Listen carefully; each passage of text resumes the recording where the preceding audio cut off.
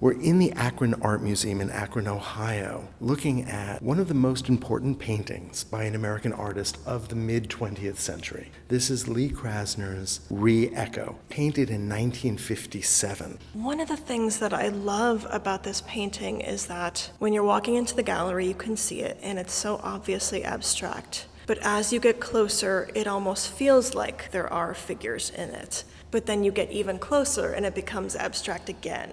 The canvas is square, but it feels vertical. There are these 4 or 5 or 6 or 7 or 12 bodies or forms that seem to have heads, but wait, maybe they're buds, maybe they're tendrils. There's something organic. They might be human, they might be plants. We're not quite sure. Nothing is ever a perfect circle. It is very natural, very organic, and so much of it is bare canvas. The painting is not thick. The paint doesn't really sit over the canvas. It's all painted with a kind of thin wash. It's as if she took her oil paints and had really thinned them in turpentine and then applied them. And she applied them with these seemingly quick, almost calligraphic strokes, so that the surface is incredibly activated. And yet, at the same time, the colors of the palette are soothing. They're pinks and beige and earth tones with sharp green. And it fits perfectly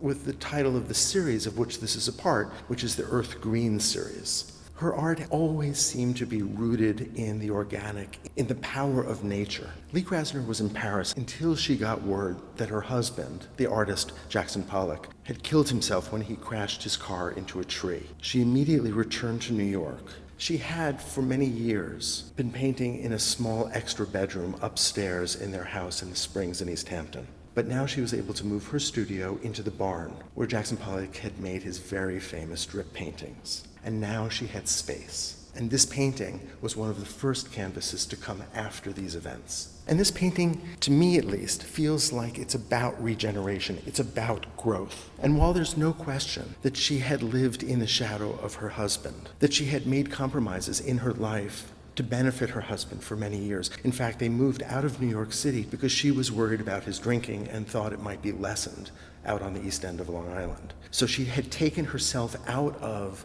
the active art world. She had been a student of Hans Hofmann. She was close to many of the most advanced artists in New York at this time. But now in 1957, there seems to have been a kind of refocusing on her work. And we see the fruits of that experience here. And certainly the title bears that as well. What is a re-echo? Is that a further distortion? Does that play into some of her grief? Does that play into some of the newfound openness she could have with these canvases and with her career in general? It certainly seems like she took this change and made space for herself in it. And so I think the re-echo can be a lot of things. It does seem like a coming to terms with. There are, after all, drips in here. That's Pollock's signature. But there are also references to Hofmann, and most importantly, to the trajectory of her own style and her own career. And I think she's reclaiming the drips in a way and putting her own voice into it. There are places where her hand speeds, where her hand slows. There's an incredibly complex play between the interweaving of space. How deep is the space that she's constructing here? At some points it seems flat, and yet it also seems as if we're looking through some kind of foliage where things are both near and far. There are areas where paint tends to pool. There are areas where the paint is opaque, areas where she almost produces a face that we can begin to grasp, but then it seems to dissolve. This is a painting by an artist who is tremendously aware of the traditions of art history. And she had this great quote, "I like a canvas to breathe and be alive. Be alive is the point. And as the limitations are something called pigment and canvas, let's see if I can do it." It might be hard to remember that in 1957, this painting was still really radical, that putting up a canvas that didn't depict something was asking a lot of the gallery viewer, but also trusting the gallery viewer, trusting their interpretations, their interaction with this work of art. There is a kind of freedom here. It is a conversation that also includes all of the people who see it. There's no artwork without an audience there to see it. What is the artist trying to say here? Can we know? Do we have an obligation to figure out what she is trying to say, or do we just go with our own interpretations? How far does that relationship go between artist and viewer?